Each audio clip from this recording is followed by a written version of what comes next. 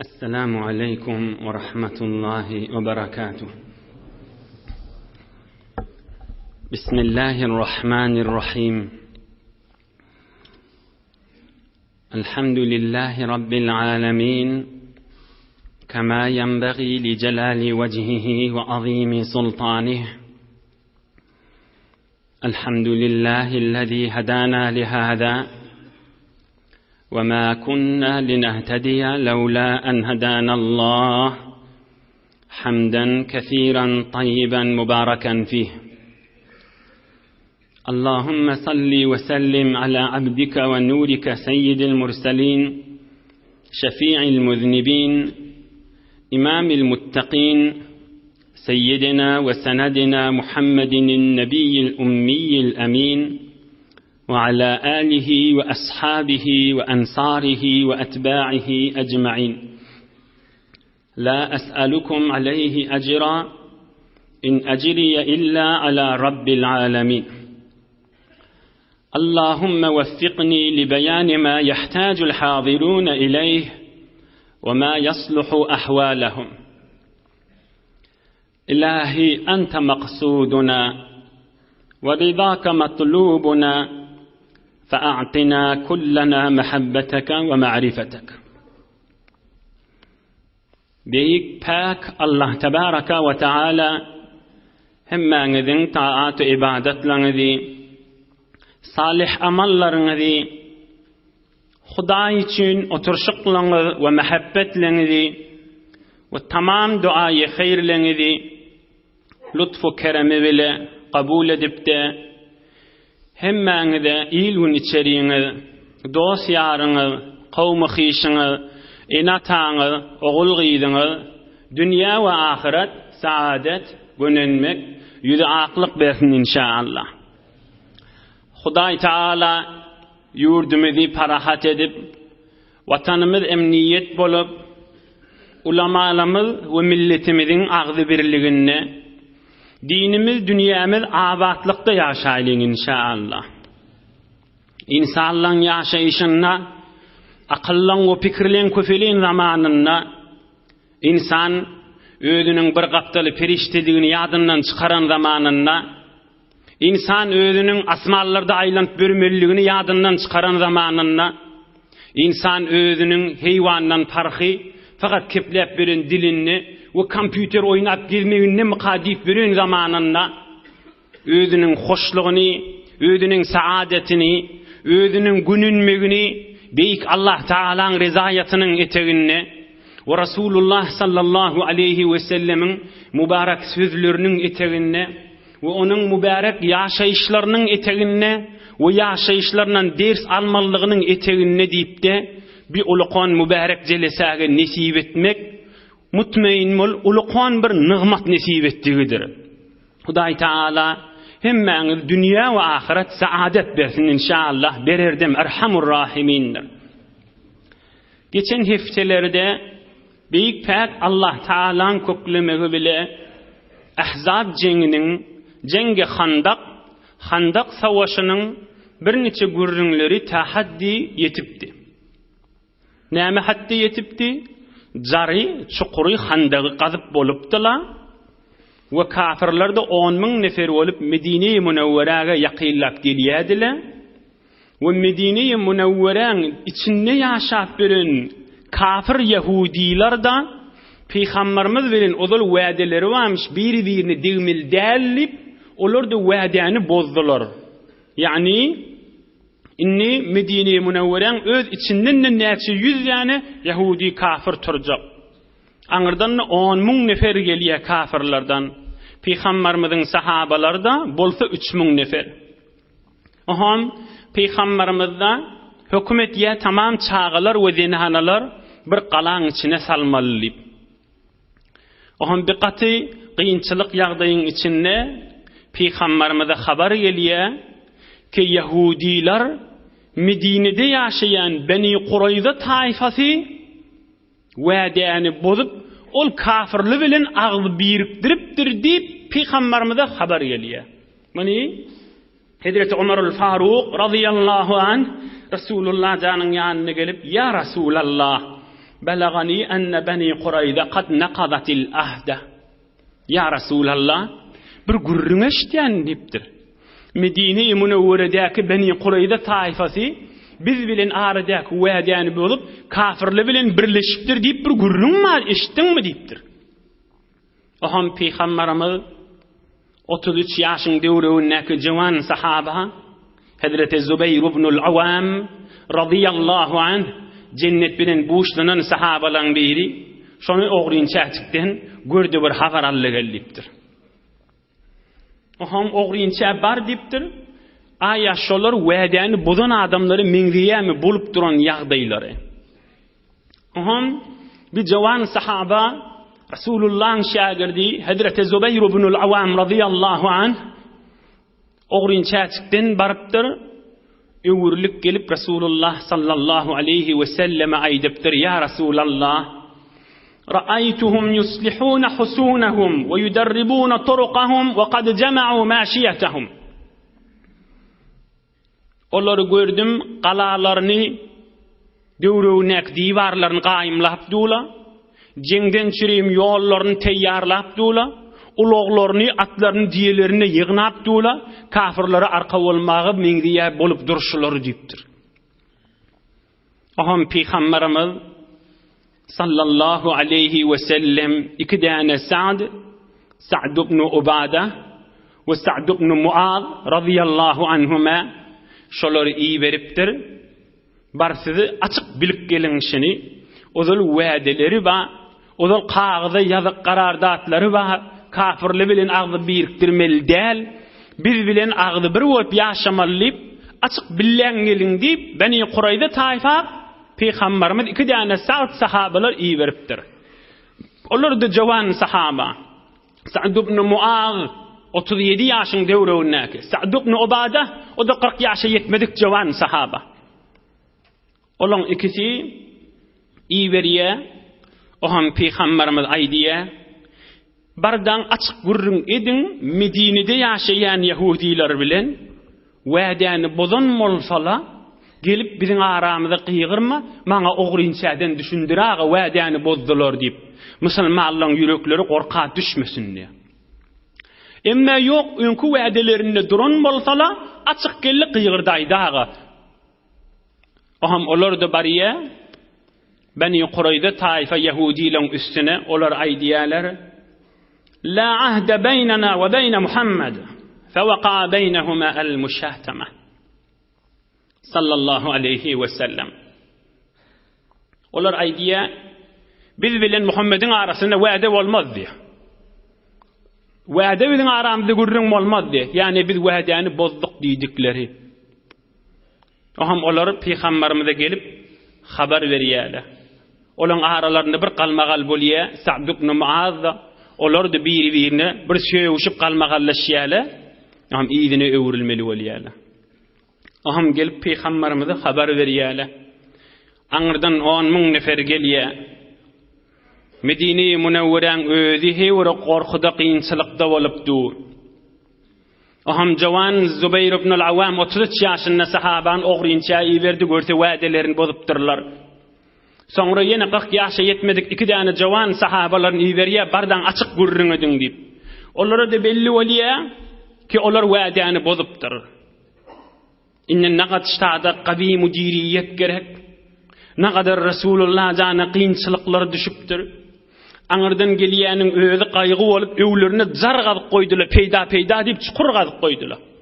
Inne Medine-i Munawwaraň öz içinden ulu qaýgy zinany olanşaklary gelip hemledi edibermeli.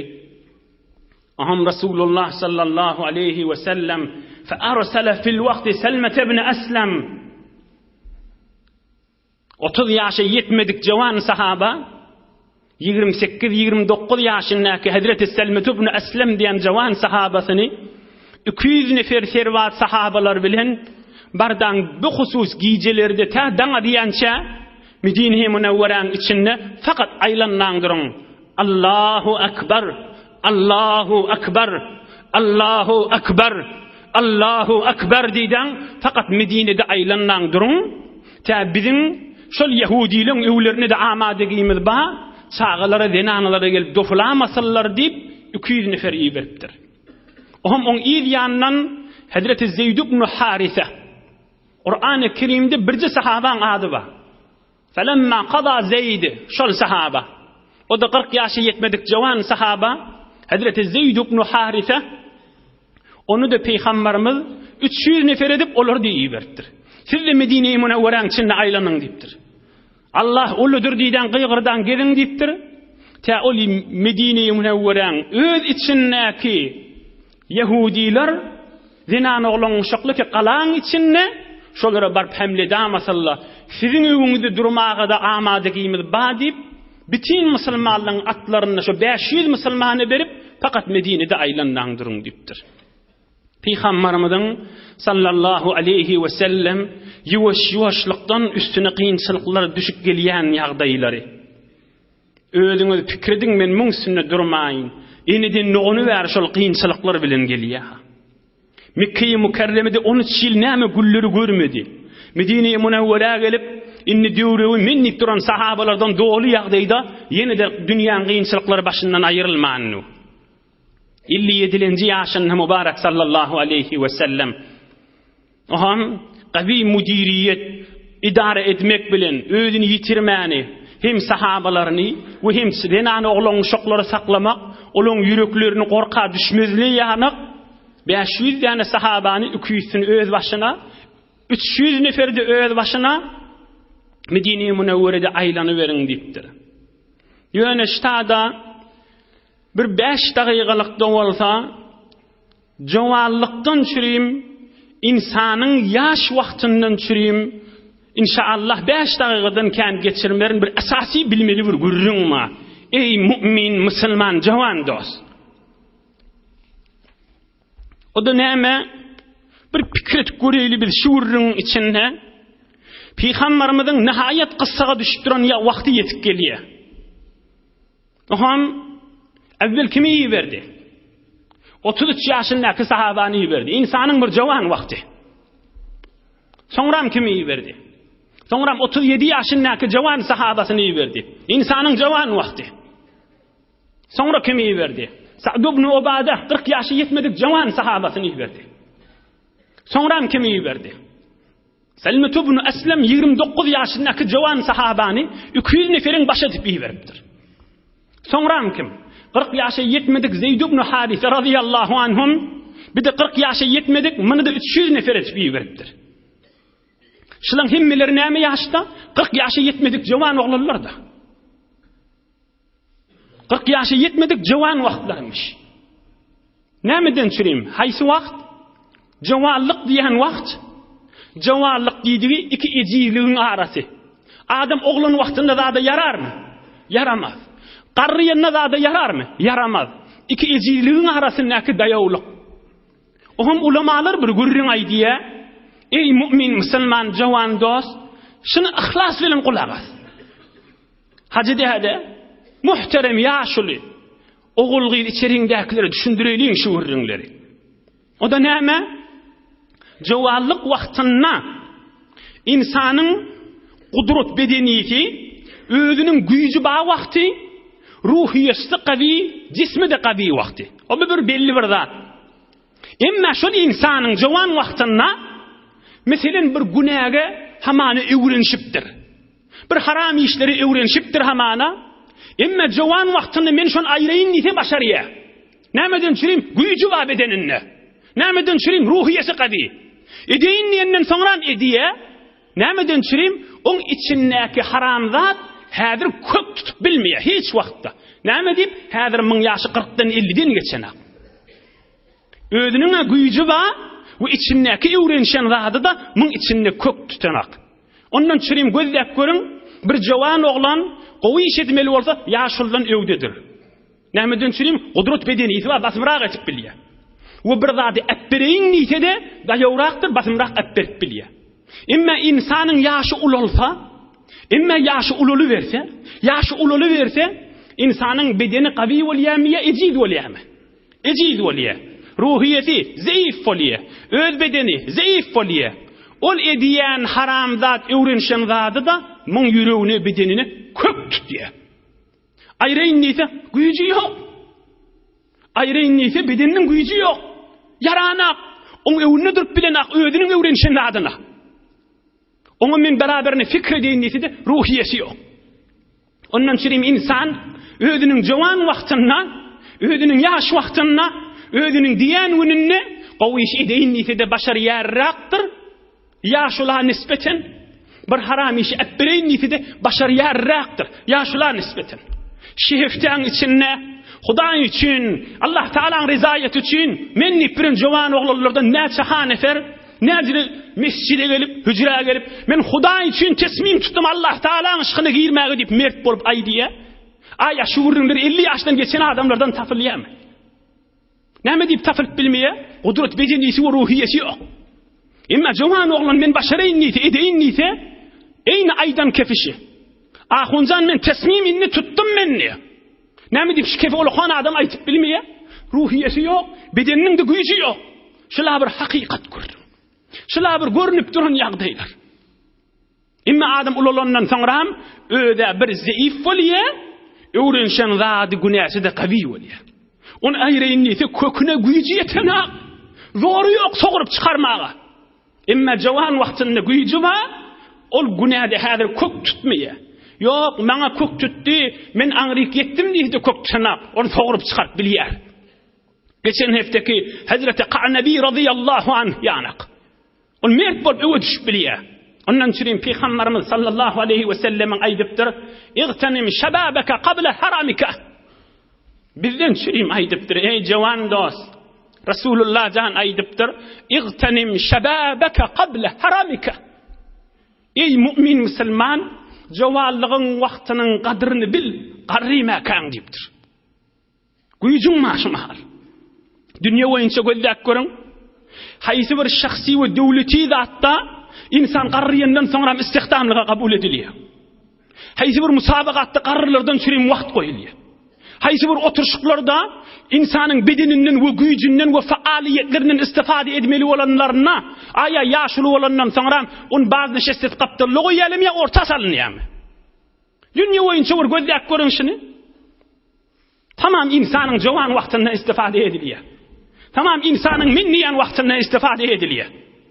We bir hadde barandan soňra az ýerlerde şaýat bir haýyrlanýan bolsun, köpüçe ýerde ondan haýyrlanyp bolmaýar. Ya haja gidenlerinden soňra ýaşuly adam tamam gitýär. Bu hususda müteessifane türkmenden ýaşuly bolanyny gitýäle. Baranny ökünüpdi. Ah men jawan wagtym, ah men diýän günüm gidipdir. Ah bitade men bir adam elimden tutmaly. Men özüm başyma aýlanypdy. Men özüm hiç zat tap bilemek, men özüm hiç zat düşünip bilemek diýip. Gayrezinmi? Yalan gürrünlermişi? Şular hakikat görür. İnsanın minniyan vakti. Resulullah canın yaşayışını görün. Dövründeki sahabalar köpsi 40 yaştan etekmiştikler. Ey mümin Müslüman, geçirme şu gürrünü. Şu gürrünü dünyenden geçirme. Şu mahal insan Kur'an-ı Kerim okuymalı vakti. Şu mahal sesi ovudan olup sayramalı vakti. Şu mahal Allah Teala'nın kelamını düşünmeli vakti. Ve ödünün bedenini, sünkünü ve kanını ornatmalı vakti. Şu mahal insan cavan vaktinde inatasına hizmet etmeli vakti. Ayal loğullarına hizmet etmeli vakti. Ödünün erkek doğullarına ağzı birlik edip, mehabbet edip hizmet etmeli vakti. Bütün mümin Müslümanlara hizmet etmeli vakti. Näme deyip bedeni cevap berýär. İmanı cevap berýär. Başarı yaşanady, kudreti var diýin neyse. Camiye hizmet etmeli vakti. Haramını etbermeli vakti. Son häzir kök tutanak, häzir güýjüňme. Başarı ýaňy diýin neysen. Ve şu mahal Allah Teala'nın aşkına girmeli vakti. Şu mahal oğrinçäjikde ve halvatda ve karanqy yerlerde ya öýüňde ya halvatda hiç kim görmejek ýerine ey Rabbim Allah diýmeli vakti. Suye na umidi mero umid hast. Suye tariki mero khurşid hast. Bizlerden süreyim evliyalar aydık geçipdir. Ey cavan Müslüman. Suye na umidi mero umid hast. Suye tariki mero khurşid hast. Hazreti Mevlana aydiye Mesnevi şerifinde. Suye na umidi mero umid hast. Yo men başarman, yo men bolmaya, yo men bizire yere men girmelle, Yo men bizler liyagatım yok. Yo men falan. Yo men bir zat dip ödün ağlama. Gir yaqtılaga gaşyn. Yaqtılaga gaşyn yüreğiň vursaň öňden kan ay güller çykar. Oham ay maňa Allah Taalaň gapsyna jaý barmy kam? Allah Taalaň rahmatyna meňle girermi kam? Oham şeytan waswase diýär-de. Oham oňa ýene jogap berýär. Tommegu mara bedan şehbar nist. Ba keriman karha düşvar nist. Bilir naat qowaýdyp geçipdirler. O sana maňa aýdypdyrlar da. Tommegu mara bedan şehbar nist. Men o Hudaýyň gapsyna baryn. Men Allah Taalaň dostlary ýanyk, ewliýalary ýanyk, sahabalary ýanyk, Allah Taalaň ışkyny keyf edip lizzet alyp, dünýelerini we ahiretlerini abad eden beýik insanlar ýanyk. Ýok, menden beýik diýme diýipdir. Näme diýip? Mehriban Allah Taala bilen hiç tatqyn nädir diýipdir. Sen ýürüp gelseň men ýortup geleýin diýipdir Allah Taala. Ýani men rahmatym saňa gaşyn kärrak açyk diýdi-de. Bi her hal üstünde kan durdyk. Şaňky sahabalar Zübeyr ibn al-Awam 33 ýaşyndamışdyk. Sa'd ibn Muaz 27 ýaşyndamışdyk. Sa'd ibn Ubada 40 ýaşa ýetmedikmişdik. Selme ibn Aslem 29 ýaşyndamışdyk. Zeyd ibn Harisa 37 ýaşyndamışdyk. Hemmesiniň men diýen güller. Hemmesiniň de jawan wagtdyr. Edeýin diýenmişdikler. Muňmuňdan kafirliň öňünde durýanmışdyklar. Senne menne şu jawanlyk wagtymyzda edeýin diýsek Allah Taala bize de kudret beripdir. Elhamdülillah.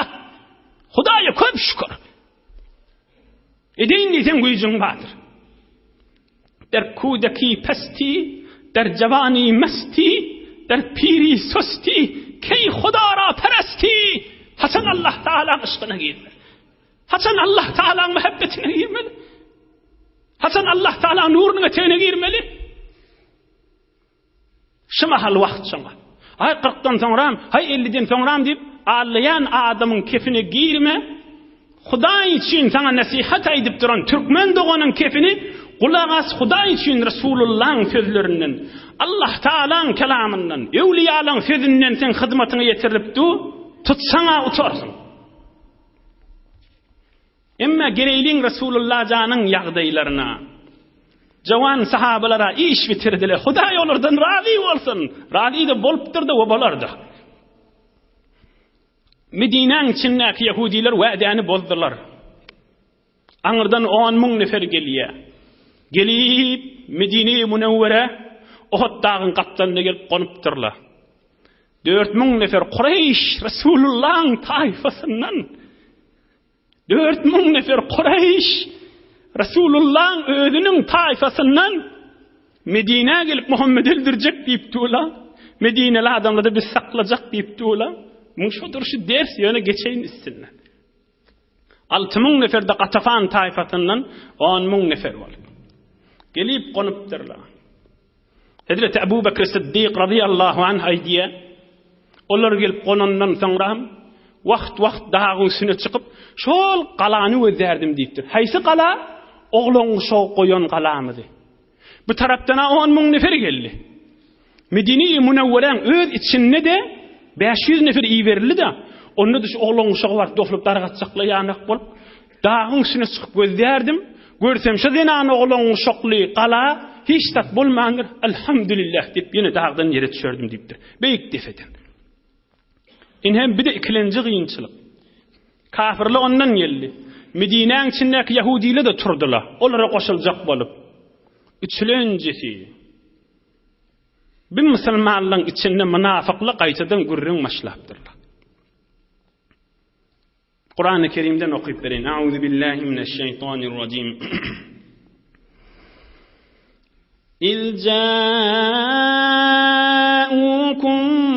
min فوقكم ومن أسفل منكم وإذ زاغت الأبصار وبلغت القلوب الحناجر وتظنون بالله الظنونا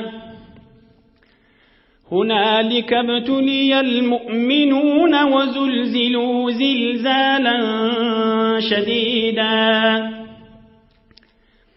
وإذ يقول المنافقون والذين في قلوبهم مرض ما وعدنا الله والذين في قلوبهم مرض ما وعدنا الله ورسوله إلا غرورا. خود الله تعالى قدرت كلامش فقط معناتنا يدبرين. إن تاريخ لن صحيح ولن إن كتاب لن أس ولن قرن لن إن مقدس ولن بيك الله كلامه. إذ جاءوكم من فوقكم ومن أسفل منكم. أي مسلمانlar üstünüzden ve aşağınızdan kafirler gelli ve siz arada kaldınız. Men fakat tercümesine deyin kulak asın. Gözlüğünüz anrıyıp bəriyip oynamağını durdu. Müslümanlara diye Allah Teala. Ve belagatil kulubul hanacir. Yüreklüğünüz ağzınıza bokurduğunuza belli diye. Çağılı beyler. Üstünden ve aslından kafirler elveti. 10.000 nefer. Ve belagatil kulubul hanacir. Kalplarınız hancerağınıza belli deyiptir. Yüreğiniz ağzınızdan çıkacak bollu deyiptir. Ve tazunnune billahi zununa. Her zatlar yadınıza düştü sonunda. Huday bir İslam arasında dargadacak mı kan? Helak olacak mı kan biz? İnni bu kulli İslam tamam olacak mı kan? Her zatlar yadınıza düştü diye Huday diye. Hunalika btuliyel mu'minun ve zulzilu zilzalan şedida. Şu taada Müslümanlar olaqan imtihana düştüler ve heyveri titremelli oldu deyiptir. İyidi. Ve iz yekulul munafikuna vellezine fi kulubihim marad. Ohum şolun içinde, şu kıssağın içinde Müslümanlığın aralarına, Müslüman yanak bolup durun içinden kafir varmıştık da. Olar aydıptırlar. Ma va'adanallahu ve rasuluhu illa gurura. Huday Muhammed bize Allah verilmiştik deyiptirler.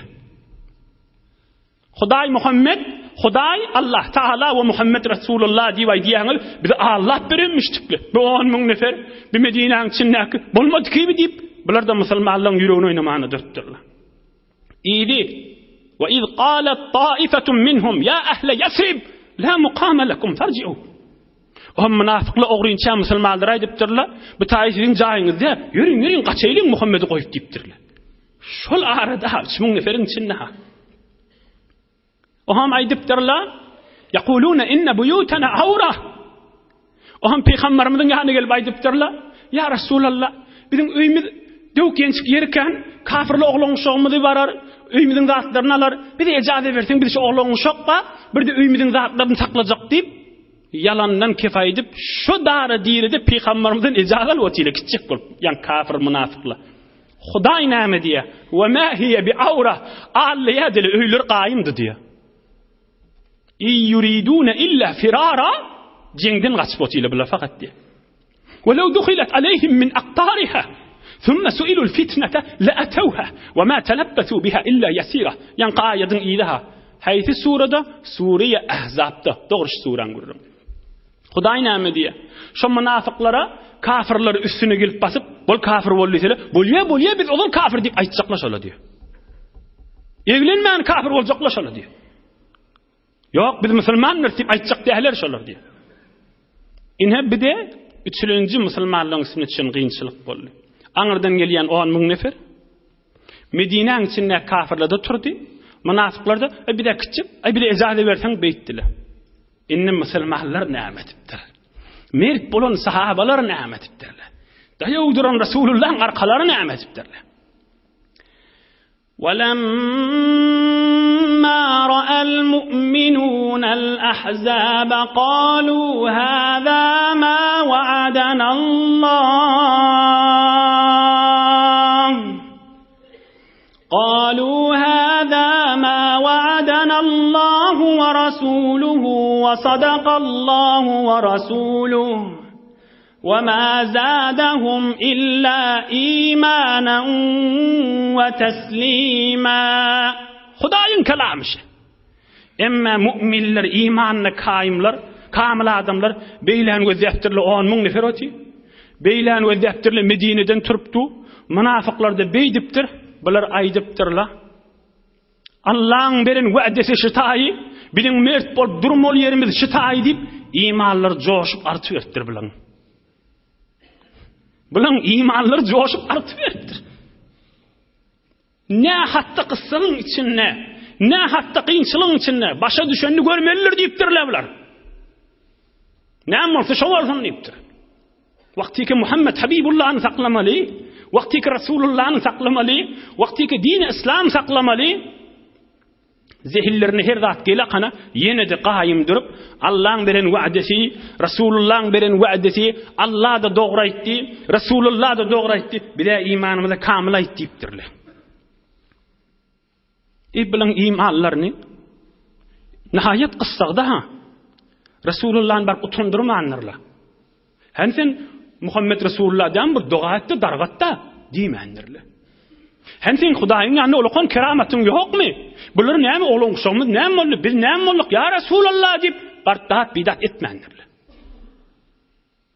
Biz musulman bolup ulkan kynçylyklary üstüne düşdik. Bu meşakkatlar näme, bu horluklar näme diýmändirler. Eger Fat Resulullah canın ağzını ödep baş üstüne deyip duruvertirler. Näme diýseler bolýar deyip duruvertirler. Hatta bir kıysga çykdyryň. Peygamberimizin zamanından sonra, sahabaların zamanından sonra Peygamberimizi görmedik. Sonralarda bir adam sahabaların birine aýdypdyr da, siz Peygamberimizi näjere saklardyňyz diýipdir. Ol Peygamberimizi görmedik. Sonralarda dünýäge gelen adam. O da biz şeyle saklardık deyiptirler. Ol Peygamberimizi görmedik, tabiin näleňe Peygamberimizden 70 yıl, 50 yıl, 60 yıl sonra dören adam aýdypdyr. Bizin zamanymyzda Resulullah bolan bolsaydy, gerşimizi alyp gelerdik. Siz beýip saklamanlarsyňyz o deyipdir sahabalaryň birine. O sahaba aýdypdyr, Handak jeňine, Ahzab jeňine titreşip de imanymyza qaim bolup duran ýagdaýymyzy gören bolsaň bir kefe aýdymardyň diýipdir.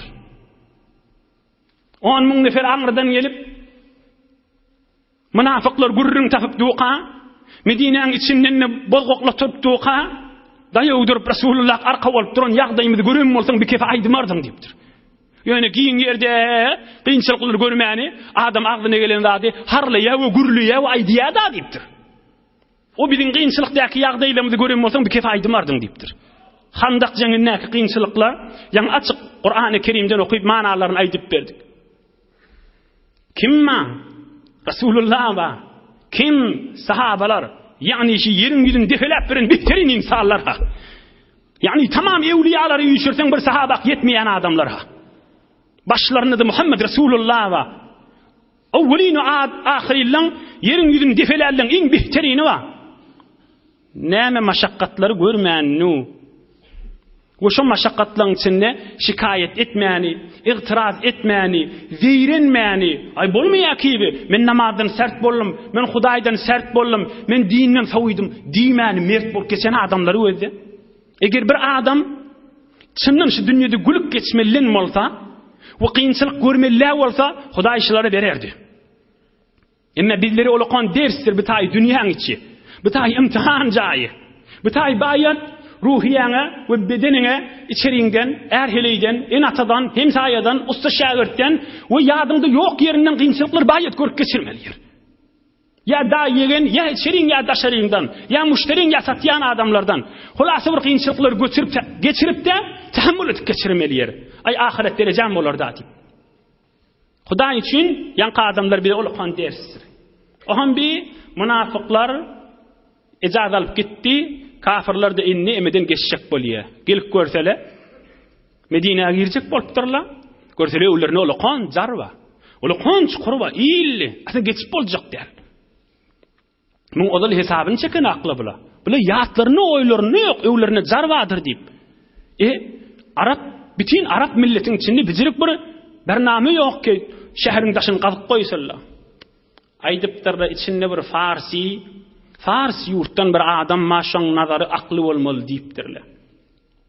Ohum anlayıp bäriken urunup inni kafirlaň işine molly 10 000 nefer jaryn aňyrsanna 2 000 nefer jaryn bärsinde. Ola geçjekden bula geçirjekkäden. Ola kum goýupdy ýol bezerjekden şu kum goýma duranyny atışmalan kum goýdurmalydyň. Olar bir iyinsizrek yerden atlarını böktürüp geçecekten Müslümanlığı da geçireceklerden. Gece ünlü işler şu olmalı vardır. Gece ünlü. Akşam yatmalar oluyor. Yatan boyuna şayet geçtirler. Şayet şol iyiliğir neyse kilometre zarın katlarlarına şayet bir yer adas kumu yakına 10.000 nefer geçmeyene dursun. Gece ünlü fakat yatmalardan olmalı. Tamam. Hemmesi ayak üstüne. Hatta Resulullah can gecelerde en tek bir edafara kalmağa leste tüskenik turp yortup barıyamız. Niyetin görün ne ama haber diyanmıştık. Oham barıp haber veriyammıştıkla yok iyidine kavdula deyip oham bir kuppa bezerttirle şoň içine gelip kıyşarp yine yatardı diye. Yine bir sesişti yine turaldı. Bir nämeses kafirliğin atının sesişi barın falan yerde öwün gözdek görün deyip sahabalarını iyi veriyammıştık. Yine de bir näçe yerlerde kalmagal kärrak bolsa mübarek zerihin giyip kılıcını alıp ok yayın alıp da peygamberin özü var uğrayanmıştık şu takkaşin. Ohum iyilerine iyi verenlerden sonra yine mübarek kubbasına gelip yine de kıyşar yemiştik giycelerde. Bir neçe vaxtlarda danat yança Hazreti Bilal radıyallahu anh adan çıkyança doğrusu atışıp durmak bol yemiştik. Ola geçecekten böyle geçirecek kadın. Ohum şu yağdayın içinde bir neçe 5-6 tane dayav 5-6 nefer kafirlığın batırları, pehlevalları bunu götürüp bilmeyene qaharları bilen atları bilen aylanıp ağırraktan bir darrak yerden dağ bilen jarın arasından ağrıyıp geçiptirler. Am ağrıyıp geçip Müslümanların ağırraklarına barıp men mübarezeye geldim yeki ölüşmehine geldim deyiptirler. İçinde de var kafir varmış. Şol Mekke'nin dövrünü hiç kim dövrünün barıp bilmeyen bir batır pehlevanmıştı.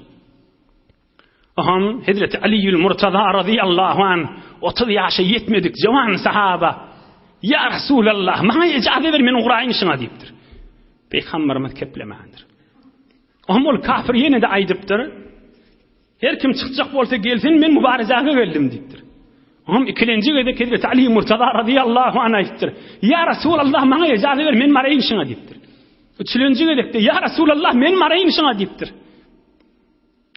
فأعطاه رسول الله صلى الله عليه وسلم سيفه وعممه ودعا اللهم أعنه عليه كذا ذكره الواقدي في المغازي.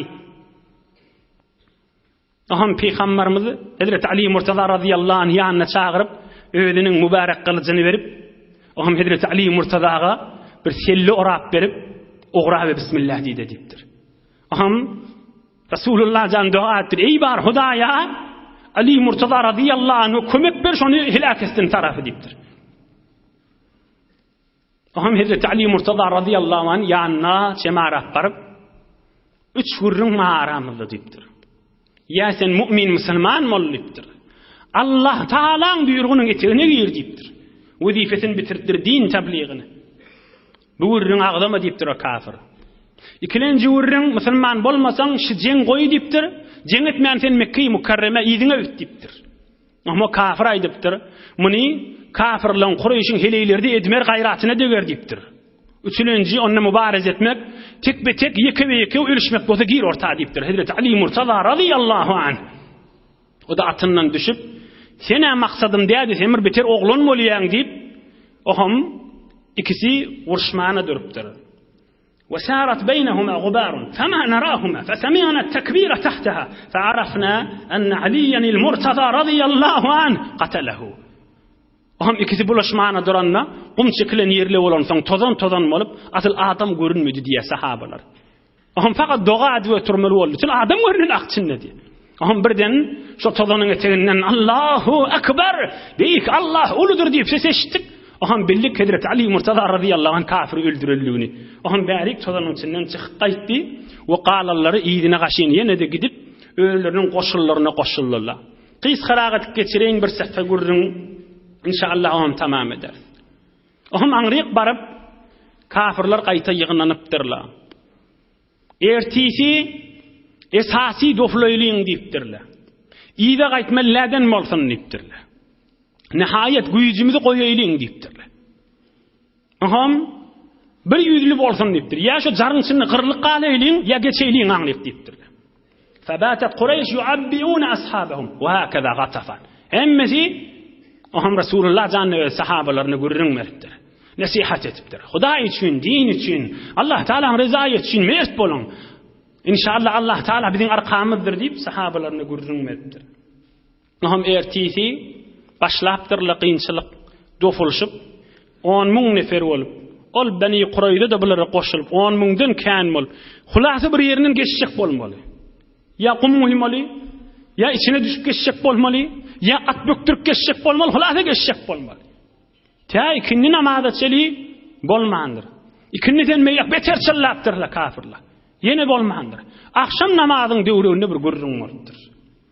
Anna Umar al-Faruq radiyallahu anh جاء يوم الخندق فجعل يسب كفار قريش فقال يا رسول الله ما كدت أن أصلي حتى كادت الشمس أن تغرب فقال النبي صلى الله عليه وسلم وأنا والله ما صليتها رواه الإمام بخاري gün yaşıp baktır Hazreti Ömer radıyallahu anh dövüşü başlap Resulullah canın yanına geliptir.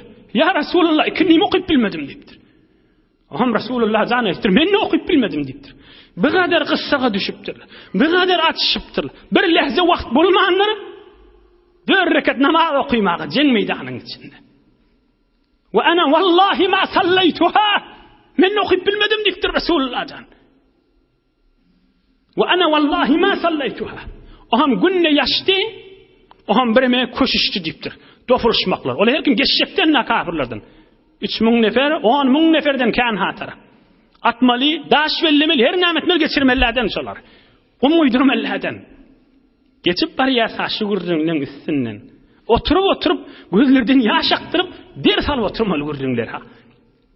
Aham, bir neçe sahabalar Resulullah bilen anırrak barıp, dehret kılıp, gün yaşandan sonra, evvel ikinliğini okuyduk, sonra akşam namazı okuyduk divay diye, Hazreti Ömer radıyallahu anh. Aham, Peygamberimiz, aleyhissalatu vesselam ağzına beddua gelipdir. Mela Allahu Teala aleyhim buyutahum ve kuburahum naran şagaluna anis salatil vusta hatta gâbetiş şems. Ey bar Hudaya, kafirlerin qarrlarını ve öýlerini ve kabirlerini otdan oldur men ikindi namazdan oýduşlar deyipdir. Bir rivayette ve ecvafahum nara. Hudaya şolan qarrlarını ve kabirlerini ve öýleri otdan olup alsın şolan deyipdir. Men ikindi namazdan oýduşlar deyipdir. Şagaluna anis salatil vusta. Kur'an-ı Kerim'de diye hafizu alas salavati. Ey Müslümanlar, 5 vakt namazında qaim olun. Ve salatil vusta hususan ikindi qaim olun deyipdir. Hudaya diye haşını. Hud Allah'ın kelamışı. Ya ondan yeni bir ayet. Vel asr. Hudaya diye ikindi bilen and içýän men deyipdir. Vel asr. Hemmemiz bilýän suramız. Vel asr. İkindi bilen and içýän deyipdir Hudaý Taala. Vel asr innel insana lefi khusr. Vel asr. İkindi bilen and içýän deyipdir Hudaý Taala. Gözden aýyp Resulullah aýdyp duran kefini men ikindiden oýdular deyipdir. Hudaý Taala hususan ikindi diýen namazyndan men goýdular. Hudaý şolan kabirlerini otdan öldürsin deyipdir. İnsan özünün owadanlygyny bilen bereket tapjak bolup hit bolan zamanynda. Ey mümin musulman, şu gurrun nasihatı tamam edeyin. Owadan adam, owadan bilen özünün owadanlygy bilen bereket tapjak bolup, rahatlyk tapjak bolup, arameş tapjak bolup, gözläp hit bolup galan zamanynda tap bilmäli. Sawatly adam özünün sawady bilen bereket tapjak bolup, özünün sawady bilen rahatlyk tapjak bolup, bir de hit bolup galdy. Pully adam özünün pulu bilen arameşe deruni, çyn ýüreginden jaýlyk tapjak bolup, bir de hit bolup galdy. Deren adam, kefet şeferi adam özünün derenligi bilen Hudaýdan bereket tapjak bolup, bir de hit bolup galdy. Allah Taala'nın gafsyna gelip, Allah Taala'nın dergasyna gelip, 5 wagt namazda Allah Taala'nın huzuruna gelip, ýykylmasa insan bereket tap bilmeli hiç wagtda. İlgini gözläp görüň. Haýsy bir adam sawatly, sawatsız, düşümli, düşümsiz, pully, pulsuz, gelşikli, gelşiksiz, işleýän, işlemeýän, ya kasyp, ya kargar, haýsy bir insanlar gördüňiz, menen maksadyma ýetdim we arameşe derunim, içimde bir rahatlygym, lezzetim bar zindigimde diýip gyşaryp batan gördüňiz ya eşitdiňizmi? Hiç görünmedi diýdiňiz, eşitende diýdiňiz, eşitdi bilmersiňiz. Emma biz bir insanları gördük, Allah Taala'nın ışkyny gözlerinden ýaş aktyryp dünýälerinden lezzet alyp geçdiler. Allah Teala'nın aşkının eteğinde insan yüreği caylaşar. Hudayın nurunun eteğinde insan yüreği caylaşar. İnsan Allah Teala'nın nurunun eteğinde hiç vakit efsördüğü tutmaz. Kim efsördüğü tutar, kim yüreği tutular, kim yüreği dağırgar Allah Teala'dan daş olsa. Näme deyip? O bodolluğu bilen kudret tapacak bolýa, o bodolluğu bilen bereket tapacak bolýa, o bodolluğu bilen tamam maksadyna yetjek bolýa, yetip bilmän hyt bolup galyp, efsörde bolup öýüne gidip oturup berýär. Hawsala bolýa. Oham ruhu wurnýa. Oham ýürek jaýlyk bolmaýa. Oham näme ýadyna düşýär? Fakat hotkoşy özüni öldürmek ýadyna düşýär. Näme rahatlyk tap bilene? Jaýlyk tap bilene? İnsanın ýagdaýy. Emma insan Allah Teala'nın aşkynyň eteğinde, Allah Teala'nın nurunyň eteğinde, Allah Teala'nın bereketi we hidayatynyň eteğinde ýüregi jaýlanar. İlwin jamiaň içini görüp görä malşmaly. Akyllan pikirlenip görä maly. Rasulullah janyň aýdyp duran ýagdaýyny gözle. Ya werziş bolsun, ya volleyball bolsun, ya beýlik oýun bolsun. Hop saglyqmyşdyk diýip, öz salametinden çürinmişdik dämi? Salameti ruhun ýagyndan çykarma. Hususen ikindi namaz wagt bolýar. Oğluň döwrüklerine geçip barýakan, görýänsiňiz içinde. Ha, ahun şylary diýäda ýok. Ahun özüne we tamam mu'min musulmanlara Hudaý üçin nasihat. Eger şu ürünler eşitele beýtmezdiler. Rasulullah'ın şu bedduasyny eşitele etmerdiler.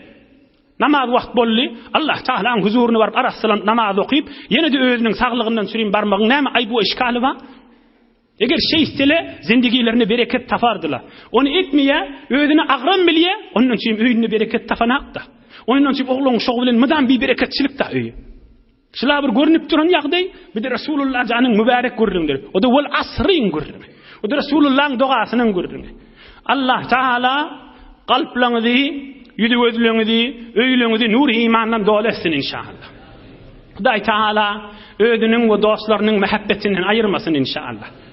Bir alham, 3 kul huvallah, Suriye, Falaq ve Nas goşup okuyaylin. İnşallah ötellüň ruhuna bagşyp ilwinimide de dua eder.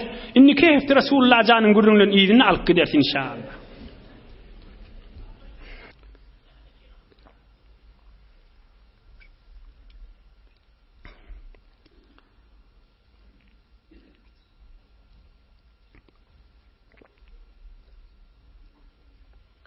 Elhamdülillah.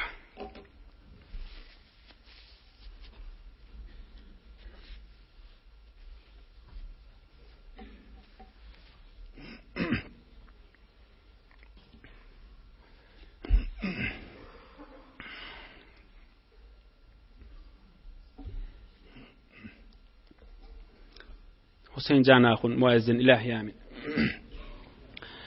Kabullar inşaallah ilahi amin. İlahi amin. İlwin vatanymyza dua ediyor. Birlik, ittihat, emniyet, bereket, dinimiz, dünyamız awatlyk. İlahi amin. İlahi amin. İlahi amin. Amin ya Allah. Kabullar inşallah. Hudaý Taala'dan gat umidi vardır. İlahi amin. İlahi amin. İlahi amin dan Hudaý. İlahi amin. Amin ya Allah. Amin ya Mujib. Birahmetke ya Erhamer Rahimin. Maşallah. Yoldaşlarınızı yardımdan çıkarma.